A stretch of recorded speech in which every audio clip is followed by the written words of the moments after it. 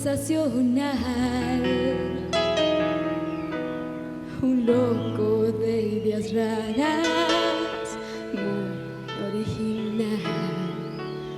Eres sentimental, tan tierno y transparente, pero tan diferente a todo el que conozco, e igual yo reconozco. Temps nous sépare de cette vidéo archive. Alors, pour les fans d'aujourd'hui, cette chanson ne vous évoque probablement rien, mais pour les fans de la première heure, vous l'aurez toutes et tous reconnu, il s'agit de la chanson Eres. Premier single du second album de Shakira, Peligro, qui fête cette année son 30e anniversaire. Ça ne nous rajeunit pas, effectivement. Un album beaucoup plus intimiste et engagé que Magia, et qui malheureusement n'a pas eu le succès qu'il méritait. Et c'est bien dommage, car j'ai trouvé qu'il y avait pas mal de bons titres dessus. Retour sur la tragique histoire de Peligro.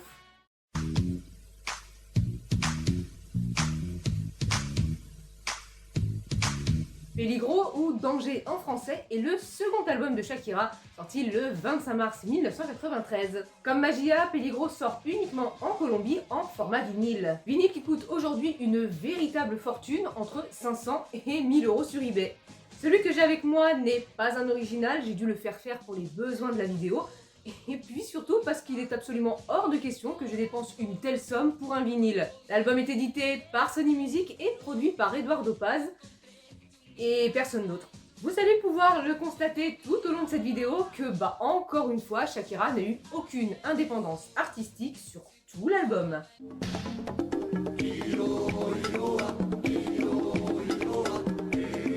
Malgré les très faibles ventes de Magia, écoulées seulement à 1200 exemplaires, Sony juge qu'il serait grand temps de travailler sur le second album.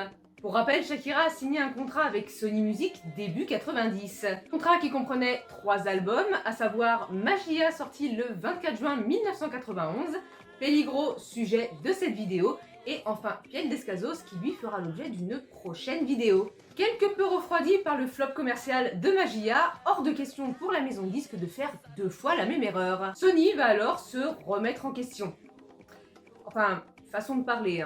Après analyse, Sony réalisa qu'il manquait un petit quelque chose à Magia pour booster ses ventes, un single phare. Un titre que tout le monde aurait pu chanter, bref, une chanson qui aurait marqué les esprits. Et pour pallier à ça, Sony va prendre des mesures drastiques. Ils vont tellement être directifs que Shakira n'aura aucune indépendance artistique.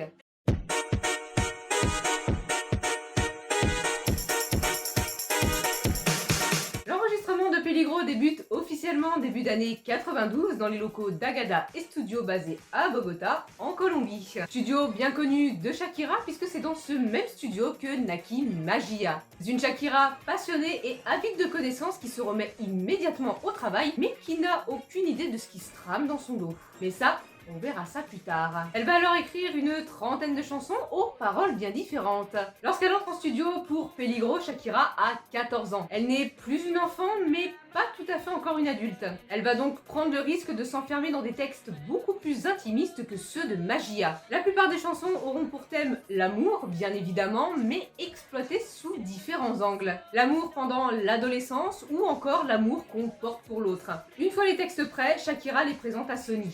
Mais voilà, ça n'est pas à leur goût. Ils trouvent les textes moins poignants, moins poétiques ou voire même trop sombres pour certains. Et souvenez-vous, ils ne voulaient pas de la Magia bis. Ils vont donc faire la pire crasse qui soit et pour moi, ça serait un coup à être dégoûté du métier. Jeter la quasi-totalité des textes de Shakira à la poubelle. Il n'y a pas de mots assez forts pour décrire ce genre de comportement, du moins sans être pénalisé par YouTube. Sur la 30aine de textes, Sony n'en a gardé que 3. C'est super réduit. Pour un album, 3 chansons, mais c'est vraiment pas terrible. À ce tarif-là, c'est pas un album, c'est un maxi-single. Et pour combler les trous, Sony va faire appel à des auteurs extérieurs, des vieux routiers de la profession, comme c'est si joliment dit dans ce livre. Pour Shakira, la pilule, elle a du mal à passer, mais malheureusement, elle n'a pas d'autre choix que de se plier aux volontés de Sony. Et après plusieurs mois passés en studio et en table de mixage, l'album Peligro est enfin terminé. Même si Sony semble être plus que satisfait du résultat, pour Shakira, c'est la douche froide. Elle n'arrive pas à s'identifier aux chansons qu'on lui a imposées et pire encore, elle a le sentiment d'avoir été forcée à s'éloigner de sa vraie personnalité. Produit par Eduardo Paz et édité chez Sony Music, Peligro est composé de 8 chansons, principalement des ballades pop. Mais seulement 3 chansons ont été intégralement écrites par Shakira et restent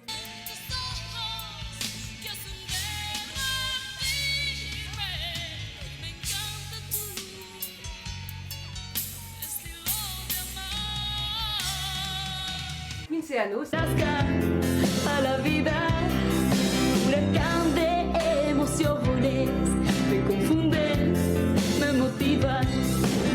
Mi vida es transparente todavía. Controlas mi destino, qui fait partie de mes titres préférés. Que este asunto se puede solucionar. Debe ser que si echas todo marcha atrás.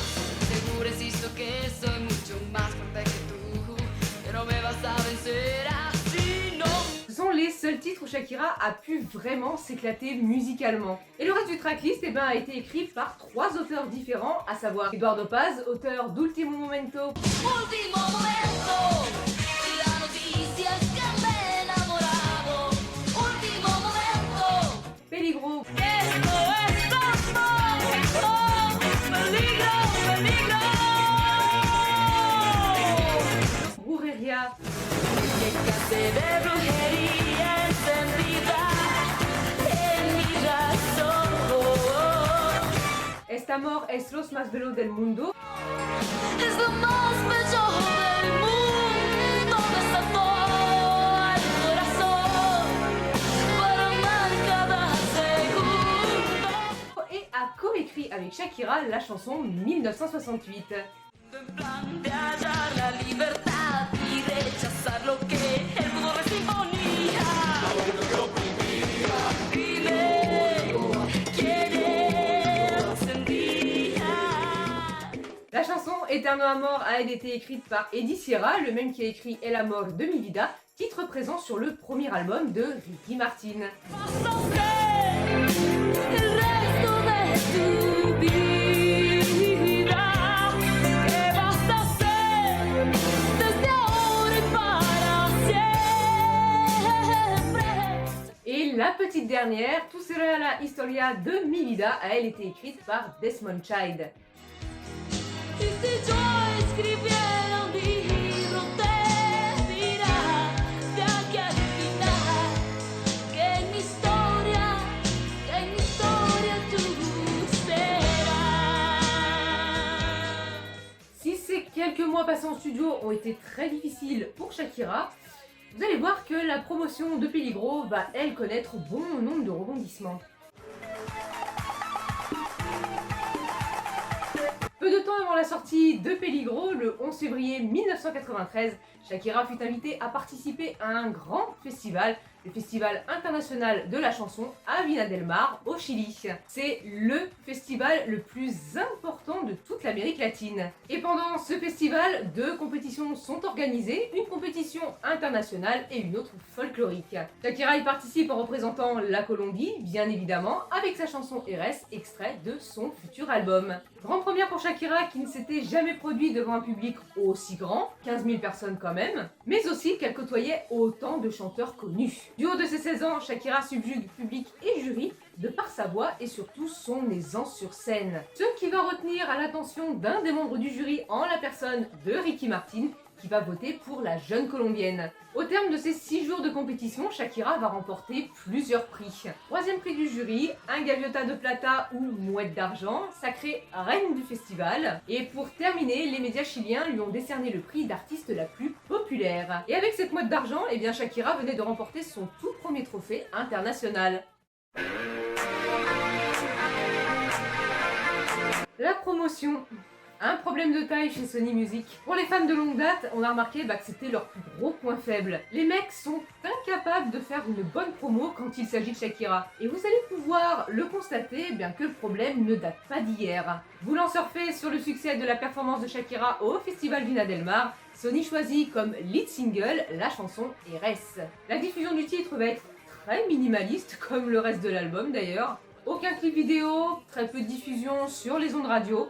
juste la commercialisation d'un vinyle promotionnel accompagné du titre Brujeria. Vinyle qui est aussi rare et cher que celui de l'album.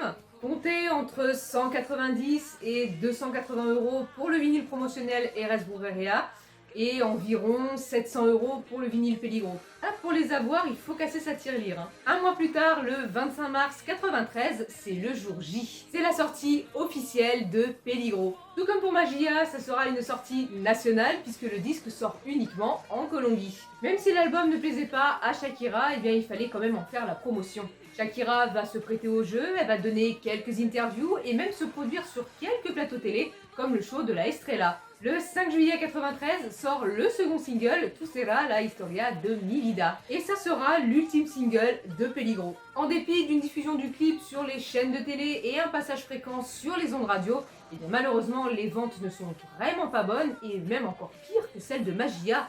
Et pour Shakira, eh bien c'est dur à encaisser. 2 échecs successifs, c'est démoralisant. Début 1994, Shakira va prendre une décision radicale, stopper la promotion de Peligro, allant même jusqu'à demander à sa maison de disques d'en faire de même. Sentant le manque d'implication de la part de Shakira, Sony annule à contre-cœur toutes les répétitions et toutes les futures prestations. Mais c'est mal les connaître. Même si toute la promotion est tombée à l'eau, et bien Sony entreprend d'envoyer une copie de l'album à toutes les stations de radio du pays.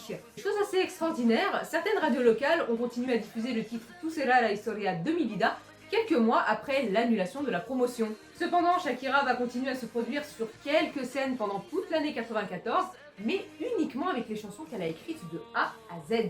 À son lancement, Sony va décrire Peligro à la presse comme un album spectaculaire aux sonorités nord-américaines, aux paroles profondes et directes, teintées de poésie et de magie, teinté de quelques guitares rock et de piano acoustique. Malheureusement, toutes ces éloges ne vont pas suffire. Malgré un accueil légèrement meilleur que celui de Magia, malheureusement, le public n'a pas été séduit par ce mélange des genres. Shakira va donc essuyer un second échec commercial puisque Peligro se sera vendu à seulement 900 exemplaires. Mais un autre défi va attendre Shakira, celui du métier d'actrice.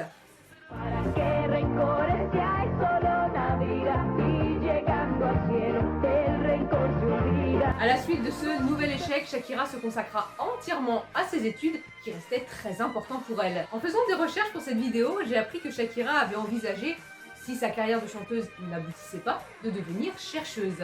Elle rêvait en fait de faire de longues études et de connaître l'ambiance des universités. Décembre 1993, elle obtient sans difficulté son diplôme. Le cursus scolaire terminé, Shakira pouvait se consacrer pleinement à sa carrière. Et l'année 94 va être l'année des changements pour Shakira. Elle quitte Barranquilla pour Bogota, la capitale, ville de l'industrie musicale en Colombie, et va s'essayer au dur métier d'actrice. Elle va faire ses premiers pas d'actrice en signant un contrat avec la société de télévision Centro Televisión. Shakira obtiendra le rôle de Luisa Maria dans la telenovela El Oasis. Soap opéra réalisé par Rodolfo Hoyos, elle raconte l'histoire de 2 familles aisées, les Rico et les Perdigon.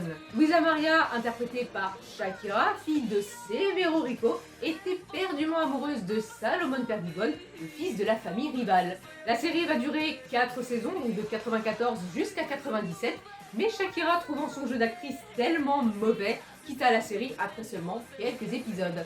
Pour avoir visionné le peu d'extraits qui existent sur YouTube, très sincèrement, j'ai trouvé ça pas trop mal. Et Shakira elle a tellement été traumatisée par cette expérience qu'en 2002, elle réussit à obtenir les droits de la série, interdisant une quelconque diffusion sur toute chaîne de télé. Mis à part quelques mini-extraits de pas très bonne qualité, hélas, il vous sera impossible désormais de visionner la série El Oasis. Sa passion pour la musique n'étant jamais loin, Shakira a signé la chanson du générique qui se nomme Lo Mio, qui elle est toujours disponible sur YouTube. Ainsi se finit l'histoire de Peligro. C'est un album que j'aime beaucoup, je l'écoute beaucoup plus souvent que Magia. J'ai découvert cet album longtemps après Laundry Service, comme pas mal d'entre nous, et grâce à la chanson 1968. Elle a une instru qui m'a captivée tout de suite, et par la suite je me suis intéressée d'un peu plus près à cet album, et je suis tombée amoureuse des titres Brujeria, Peligro, Controlas mi destino, Ultimo momento et 1968. De l'ère Peligro, malheureusement, je n'ai pas grand chose, mis à part ce vinyle que j'ai fait faire pour les besoins de la vidéo, bien évidemment, et ce CD fanmade qui est très bien fait. Comme je suis une petite curieuse, j'ai moi aussi envie de savoir si vous possédez des choses de l'ère Magia ou de l'ère Peligro. et je pourrais éventuellement les partager sur mes réseaux sociaux. Cette vidéo est désormais terminée, on se retrouve très vite pour de prochaines vidéos. Hasta pronto, Shakifan.